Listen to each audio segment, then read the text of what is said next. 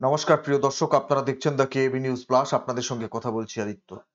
বুদ্ধদেব ভট্টাচার্য রাজ্যের প্রাক্তন মুখ্যমন্ত্রী, দুবারের মুখ্যমন্ত্রী, বামপন্থীদের বর্তমান সময়ের এক উজ্জ্বল আলোকবর্তিকা বুদ্ধদেব ভট্টাচার্য। তিনি অসুস্থ হয়ে গৃহবন্দী থাকেন বেশিরভাগ সময়ে। মাঝে মাঝে নির্বাচন এলে তার প্রসঙ্গ ওঠে এবং তার বাড়িতে বামপন্থী নেতারা নিয়মিত যাতায়াত করেন। প্রার্থীরা তার বাড়িতে যান, খোঁজ খবর রাখেন, তার স্বাস্থ্যের খোঁজ খবর রাখেন তিনিও। সমস্ত ধরনের রাজনৈতিক সংবাদ তিনি নিয়মিত রাখেন এবং তাকে নিয়মিত বর্তমান সময়ের সারা ভারতবর্ষের তো বটেই, আমাদের এই রাজ্যেরও বিভিন্ন রাজনৈতিক প্রতিবেদন সংবাদপত্র থেকে পাঠ করে শোনাতে হয়। তাঁর স্ত্রী মীরা ভট্টাচার্য এমনটাই জানিয়েছেন। ভালো আছেন বুদ্ধদেব ভট্টাচার্য, আগের থেকে অনেকটাই ভালো আছেন বুদ্ধদেব ভট্টাচার্য। মাঝখানে আপনারা জানেন খুব অসুস্থ হয়ে গেছিলেন, হাসপাতালে ভর্তি ছিলেন বেশ কিছুদিন, তারপর ফিরেছেন।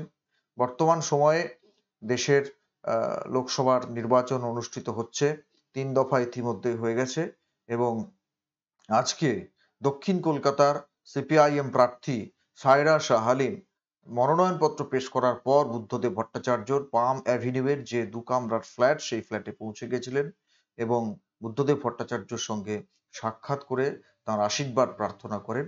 বুদ্ধবাবু তাঁকে শুভেচ্ছা জানিয়েছেন এবং বলেছেন এই লড়াই লড়তে হবে, এই লড়াই জিততে হবে। শুভেচ্ছা জানিয়েছেন সায়রা শাহ হালিমকে। শুধু সায়রা শাহ হালিমকে নয়, সামগ্রিকভাবে এই সময়ের মধ্যে দাঁড়িয়ে বামপন্থীদের যে লড়াই, গোটা দেশ জুড়ে তাকে আরো শক্তিশালী করার আহ্বান জানিয়েছেন বুদ্ধদেব ভট্টাচার্য। এ রাজ্যে বামপন্থীদের জমিকে আরো কিভাবে শক্ত করা যায়, সেই আহ্বানও জানিয়েছেন বুদ্ধদেব ভট্টাচার্য। তিনি সরাসরি সায়রা শাহ হালিমকে জিজ্ঞেস করেছেন আজকে লড়াই কবে, প্রস্তুতি কেমন, অর্থাৎ বর্তমান সময়ের সমস্ত রাজনৈতিক খবরাখবর সংবাদ সম্পর্কে তিনি ওয়াকিবহাল। কারণ তার কাছে নিয়মিত যাতায়াত করেন বর্তমান সময়ের বর্তমান প্রজন্মের বাম নেতৃত্ব। আপনারা দেখেছেন কিছুদিন আগেই মীনাক্ষী মুখোপাধ্যায়, সৃজন ভট্টাচার্য, প্রতীকুর রহমানরা তার বাড়িতে গেছিলেন এবং বর্তমান সময়ের বামপন্থী নেতৃবৃন্দ তার কাছে যান নিয়মিত, তার সঙ্গে কথাবার্তা বলেন, বিভিন্ন বিষয়ে দিক নির্দেশিকা নেবারও চেষ্টা করেন। বুদ্ধদেব ভট্টাচার্য আপনারা জানেন যে দৃষ্টিশক্তি হারিয়েছেন, প্রায় হারিয়েছেন, তিনি দেখতে প্রায় পান না। সেই জন্য তাকে নিয়মিত সংবাদপত্র, বিভিন্ন প্রতিবেদন, বর্তমান সময়ের বিভিন্ন প্রতিবেদন তাকে পাঠ করে শোনাতে হয় এবং বিভিন্ন বিষয়ের বই তার অন্যতম আগ্রহের বিষয় এবং বই তার অন্যতম নেশার বিষয় ছিল। আপনারা জানেন শত ব্যস্ততার মধ্যেও দিনের একটা সময় নির্দিষ্ট করে তিনি বইপত্র পড়তেনই এবং আমাদের তো সৌভাগ্য হয়নি, কিন্তু যারা তার ওই ছোট্ট ফ্ল্যাটে গেছেন বা যারা তার ঘরে ঢোকবার সুযোগ পেয়েছেন, যে খাটে তিনি থাকেন সেই খাটের চারিপাশেও নাকি বইপত্র ছড়ানো থাকতো একটা সময়। এখন কি অবস্থা জানি না, কিন্তু বুদ্ধবাবু নিজে পড়তে না পারলে কি হবে, তাকে এখনো নিয়মিত বইপত্র হোক বা সংবাদপত্র সমস্ত কিছু পড়ে শোনাতে হয়। তার স্ত্রী মীরা ভট্টাচার্য তাকে এই সমস্ত পড়ে পড়ে শোনান, সমস্ত সংবাদ সম্পর্কে অবহিত করান।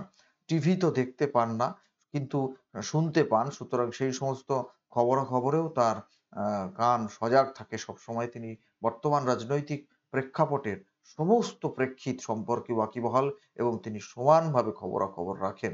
সেই জন্য তিনি বামপন্থীদের এই লড়াইকে কুর্নিশ জানিয়েছেন এবং আগামী দিনে বামপন্থীদের আরো শক্তিশালী কিভাবে করা যায় সে বিষয়ে সাধারণ মানুষকে তো বটেই, বামপন্থীদেরও বিশেষ করে আরো এগিয়ে আসার, আরো দায়িত্বশীল হয়ে কাজ করবার আহ্বান জানিয়েছেন বুদ্ধদেব ভট্টাচার্য। আমি আগেই বললাম বুদ্ধদেব ভট্টাচার্য রাজ্যের দুবারের মুখ্যমন্ত্রী শুধু নন, এ রাজ্যের শুধু বামপন্থীদের নয়, বামপন্থীদের তো বটেই, এ রাজ্যের সাধারণ বেকার যুবক যুবতীদের কাছে একটা স্বপ্নের নাম বুদ্ধদেব ভট্টাচার্য, একটা আশার আলোকবর্তিকার নাম বুদ্ধদেব ভট্টাচার্য। আপনারা জানেন ব্র্যান্ড বুদ্ধ বলে একটা প্রচার হয়েছিল, যদিও বুদ্ধবাবু নিজে সেটা করেননি, কিন্তু একটা প্রচার হয়েছিল তাকে কেন্দ্র করে। এ রাজ্যে শিল্পায়নের জোয়ার নতুন করে আসতে শুরু করেছিল। টাটাদের যে কারখানা, 85% সম্পন্ন হয়ে গেছিল, সেই কারখানাকেও এ রাজ্যের শাসক দল, বর্তমান শাসক দল, তারা করতে দেয়নি বলে অভিযোগ ওঠে এবং সেই টাটাদের কারখানা পরবর্তীকালে সিঙ্গুর থেকে চলে যায়।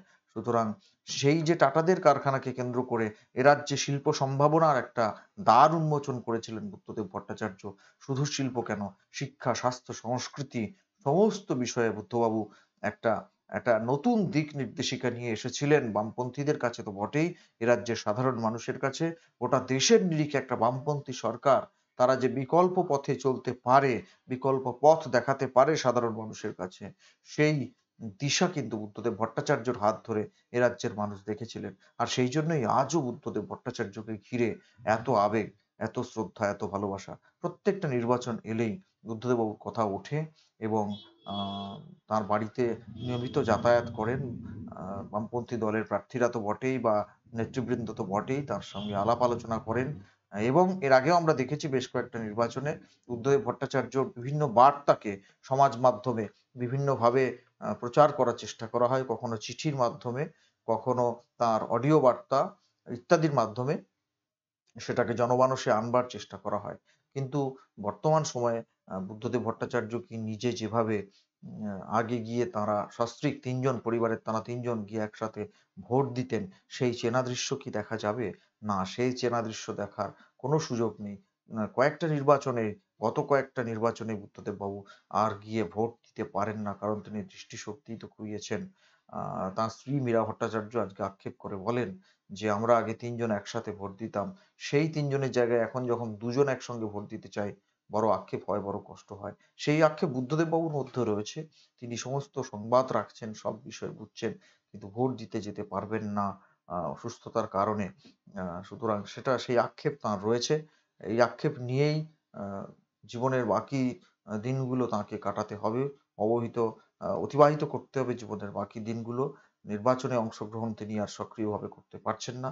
যে বুদ্ধদেব ভট্টাচার্য একটা সময়ে এ রাজ্যের বামপন্থীদের প্রচারের প্রধান মুখ ছিলেন, যিনি রাজ্যের এ প্রান্ত থেকে ও প্রান্ত আ প্রচার করে বেরিয়েছেন, বিভিন্ন জনসভায় বক্তৃতা করেছেন, সেই বুদ্ধদেব ভট্টাচার্য আজকে গৃহবন্দী। আ তাঁর ছবি সচরাচর বাইরে আসে না, আপনারা দেখেছেন। সেটা তার দিক থেকেও নিষেধ রয়েছে। তিনি ওই যে অবস্থায় মানে থাকেন, একদম অনাড়ম্বর পরিবেশে এবং নিজের মতো করে নিভৃতে থাকতে পছন্দ করেন, সেই ছবি কক্ষনো সামনে আসে না। আর সংবাদ মাধ্যমও তারা সেই গোপনীয়তা বজায় রেখে চলে। তাদের জন্য আ তাদেরও কৃতজ্ঞতা, তাদেরও ধন্যবাদ যে কোনো মানুষ যখন আড়ালে থাকতে চান, নিভৃতে থাকতে চান, তাদের আ সেই বিষয়টাকে সামনে আনার কথা নয়। আমাদের রাজ্যের প্রাক্তন রাজ্যপাল, বর্তমান যিনি দেশের উপরাষ্ট্রপতি জগদীপ ধনখড়জি, তিনি বুদ্ধদেব বাবুর সঙ্গে দেখা করেছেন, গেছেন। বর্তমান রাজ্যপাল যিনি, তিনিও গেছেন দেখা করতে। মাননীয় মুখ্যমন্ত্রীও নির্বাচনের আগে একবার গেছিলেন, এবছরের নয়, বিধানসভা নির্বাচনের আগে একবার গেছিলেন। আর বুদ্ধবাবু যখন অসুস্থ হয়েছিলেন, হাসপাতালে ভর্তি ছিলেন, তাকে সবাই দেখতে গেছেন, মুখ্যমন্ত্রী থেকে শুরু করে আ বিরোধী দলনেতা শুভেন্দু অধিকারী, বামপন্থী নেতৃবৃন্দ তো নিয়মিতই গেছেন। বুদ্ধদেব বাবু আজও প্রাসঙ্গিক। তার কারণ ওই যে বললাম, তাঁকে ঘিরে, তাঁকে কেন্দ্র করে উম যে শিল্প সম্ভাবনা শুধু নয়, গোটা রাজ্যের একটা বিকাশের সম্ভাবনা তৈরি হয়েছিল। সুতরাং বুদ্ধদেব ভট্টাচার্যের প্রাসঙ্গিকতা আজও কমে যায়নি। তিনি অসুস্থ অবস্থায় গৃহবন্দী হয়ে থাকলেও আ আজও যেন কোথাও গিয়ে এ রাজ্যের বামপন্থী তত্ত্ব বটেই, সাধারণ মানুষের মনের তন্ত্রীতে একটা কথা বেজে ওঠে যে বুদ্ধদেব বাবু বোধহয় ঠিক পথেই ছিলেন। বুদ্ধদেব ভট্টাচার্যের পথই বোধহয় সঠিক পথ ছিল। আজকে রাজ্যটা যে পথে চলছে গোটা দেশ, সেটা বোধহয় সঠিক পথ নয়। এইজন্যই বুদ্ধদেব বাবুর অভাবটা আজও অনুভব করেন বামপন্থীরা, এবং বামপন্থীদের সাথে, সাথে গোটা দেশের প্রগতিশীল সুস্থ সংস্কৃতির মানুষজন যারা, তারা ওই এক কথাই বলেন যে বুদ্ধবাবুকে বড় দরকার ছিল এই সময়। প্রিয় দর্শক, কি বলবেন আপনারা? আমরা প্রার্থনা করছি বুদ্ধদেব বাবু সুস্থ থাকুন, ভালো থাকুন।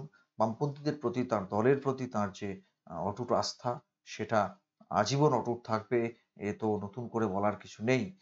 বুদ্ধদেব বাবু দেহি মনে সুস্থ থাকুন, আরো দীর্ঘদিন আমাদের মধ্যে থাকুন, এই প্রত্যাশা আমাদের সবার রয়েছে। তাকে সশ্রদ্ধ প্রণাম জানাই আমাদের এই প্রতিবেদনের মধ্যে দিয়ে।